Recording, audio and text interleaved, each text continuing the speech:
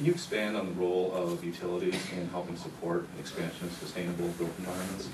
Absolutely. So the traditional utility model is that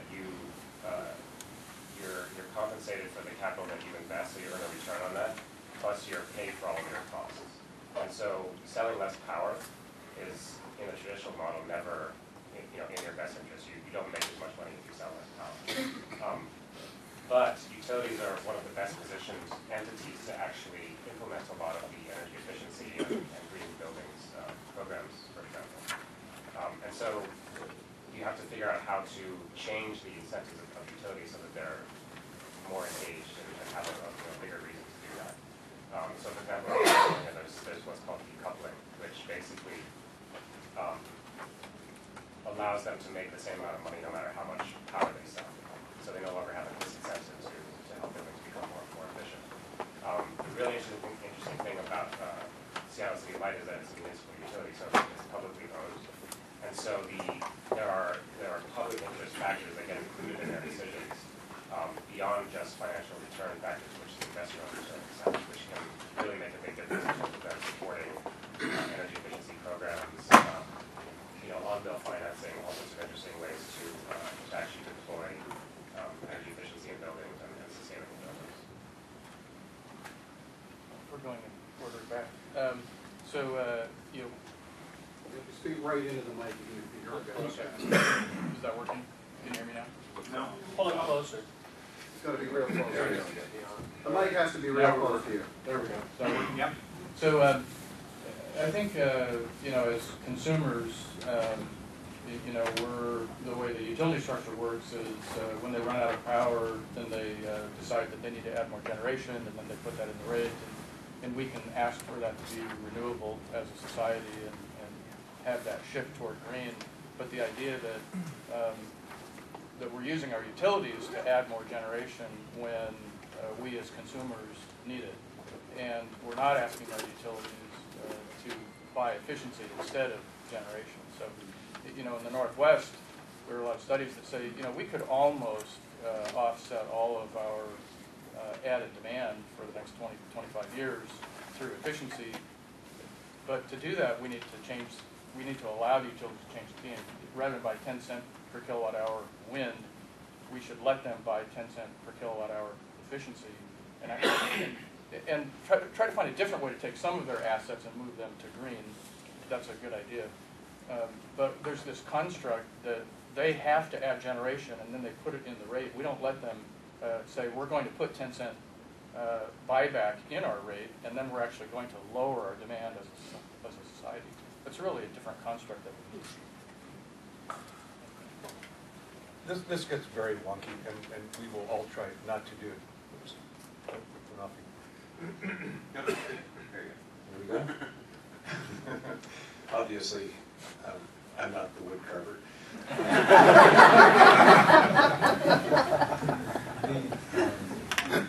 To combine both of those comments and put another twist on it, Seattle City Light has the City Council of Seattle as its board of directors, and the mayor is effectively its chairman of the board or the technical CEO, which means it's enormously responsive to its public, and it can do things that would be impossible, perhaps even some things that would be illegal for an investor in the utility to do.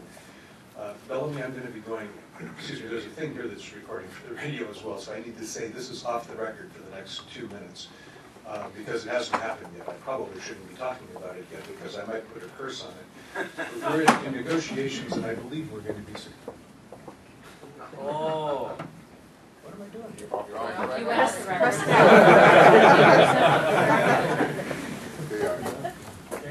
Oh, no? Try it again. It has to be green. Yeah, I know, but it doesn't stay green. It's sort of like America, this not staying green part. That's on the record, right?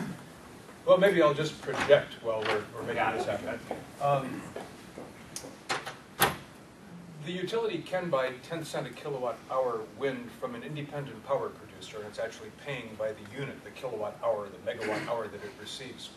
Most utilities invest in capital, and for most of their power, they produce their own energy. So they buy the capital equipment, they buy the fuel to operate it, and they produce the electricity and sell it. That has been sort of the model with which utilities have approached efficiency as well. If you're going to retrofit your building or build a new building, they will invest a given amount of money up front to cause you to do some things, to install more efficient lighting, more efficient fans, more efficient pumps. And for that, they do a calculation of how much energy that will save and what the return is on that investment on your side of the meter. And when you go to decoupling, that lets them put that into the rate base and actually get a rate of return on it. What we're trying to do in Seattle is to get them, and if they do that, they have to borrow money and they have to charge the rest of their ratepayers for what they're getting from you. You're just like paying the money for some other independent power source. What we're trying to get them to do is not give anything up front, or at least have the option of not giving anything up front, but figuring out what the baseline of the building would be if it were built to code. And the utility has an obligation to provide all of that energy to the building, and then put on a meter that normalizes the building for how many occupants it has, what kinds of things they do, what the temperature is outside, various things. So you know what that normalized building would do under these circumstances today. And if the building uses less energy than that, pay the building owner for the metered savings. And to do that for a very long term. So if you can do that at some reasonable rate of return for the owner for, say, a 20-year contract, so the owner can go to the bank and say, I've got a contract secured by a utility for this amount of energy for the next 20 years, then suddenly you've got everything aligned perfectly.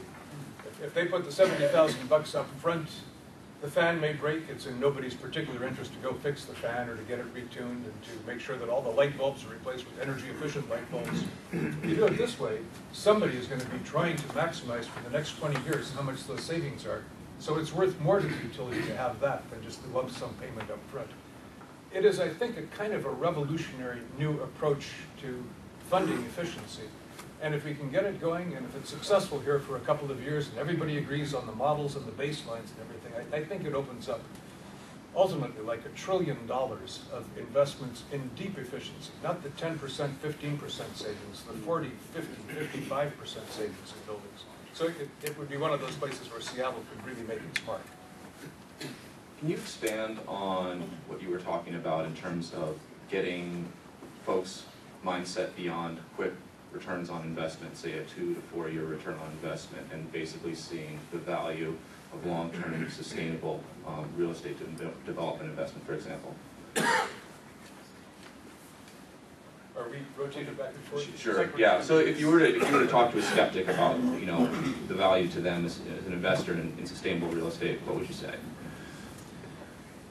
Well, oh, it's back on briefly. Tell me when this goes off, because I'm confident it will. Everybody here who's taken a course in finance knows that no matter what discount rate you apply to an investment, it's not going to be returning anything that has a present value 40 years from now, 50 years from now, 60 years from now. And yet, Does it keep cutting out on you? it does. I'd rather like it without the cutting out echo. Really? Okay, well, But I'm not a fan of people actually hear you. let me stand and project while we're getting the technology fixed. Testing, testing.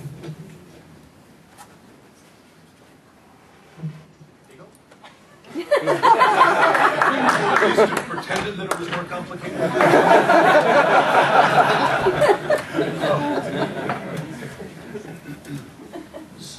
But if you go over, as Rob did, and get a degree at Cambridge, you find that the average building there is 700 years old. And it's as valuable now as it was then. And it's been a part of society's accumulated wealth. It's not part of this thing that we count as gross domestic product, the throughput that comes out of a mine, gets used and gets disposed of. It's something that's almost quasi-permanent. Sustainability depends upon us designing some kind of a system that makes those sorts of investments for the very long term. And it's really, really, really hard to do because the entire economic system has been designed in a different direction. We gave our architects a design life objective of a 250-year building. And we're paying a premium for that. And there is not a bank probably in the world that will find